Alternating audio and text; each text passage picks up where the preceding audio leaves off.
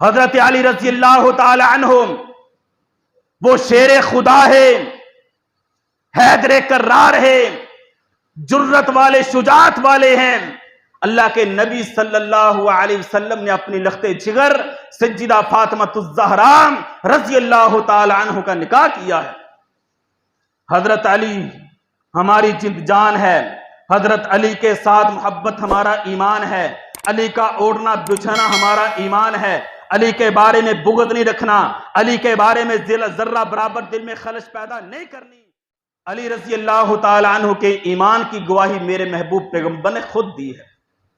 جب نکاح کی باری آئی، اللہ کے نبی صلی اللہ علیہ وسلم نے اپنی بیٹی فاطمہ الزہرا کے سر پہ ہاتھ رکھا، کہا بیٹا میں نے علی کی جائیداد نہیں دیکھی، میں نے علی کی کوئی بزنس نہیں دیکھا، علی کا کوئی مال نہیں دیکھا۔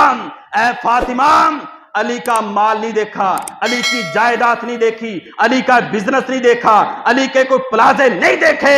اے فاطمہ علی کا میں نے دیکھا۔ علی رضی اللہ تعالی عنہ نے بھی آپ پر جان نشاور کرنے کا حق ادا کر دیا۔ جس طرح میرے محبوب پیغمبر کو علی پر اعتماد ہے، اسی طرح علی رضی اللہ تعالی عنہ کو بھی میرے محبوب پیغمبر پر اعتماد ہے۔ وہ مشہور واقعہ، اللہ کے نبی صلی اللہ علیہ وسلم نے مکہ فتح کرنے کی تیاری کر لی، لشکر تیار کر لیا، مکے کے لیے روانہ ہونے لگے۔ حاتب بن ابی بلتہ رضی اللہ تعالی عنہ کے کچھ رشتہ دار مکہ میں رہتے تھے۔ حضرت ابو بلتہ رضی اللہ تعالی عنہ نے ایک خط لکھیا، خیر خواہی کے لیے، آگاہی کے لیے ایک خط لے کر کے اس عورت کو دیا، کہا جاؤ مکہ میں یہ خط پہنچا دو، میرے رشتہ دار رہتے ہیں ان کو خبر پہنچا دو کہ اللہ کے نبی صلی اللہ علیہ وسلم مکے کو فتح کرنے کے لیے اپنا ایک بڑا لمبا لشکر لے کر کے آ رہے ہیں۔ اللہ نے وحی کی، اے اللہ کے نبی آپ کی جاسوسی کے لیے ایک عورت مدینہ سے سفر شروع کیا، مکہ کی طرف جا رہی ہے، جاؤ اس کی خبر لو۔ اللہ کے نبی صلی اللہ علیہ وسلم نے فوراً علی رضی اللہ تعالی عنہ کو اپنے پاس بلایا، علی جاؤ روضہ خاک نامی جگہ پر ایک عورت جاسوسی کا خط لے کر کے جا رہی ہے، جاؤ جا کر کے وصول کر کے میرے پاس لے کر کے آؤ۔ علی رضی اللہ تعالی عنہ اپنے گھوڑے پر بیٹھتے ہیں، اپنا ایک ساتھی ساتھ لیتے ہیں، گھوڑا دوڑاتے ہوئے روضہ خاک نامی جگہ پر پہنچتے ہیں۔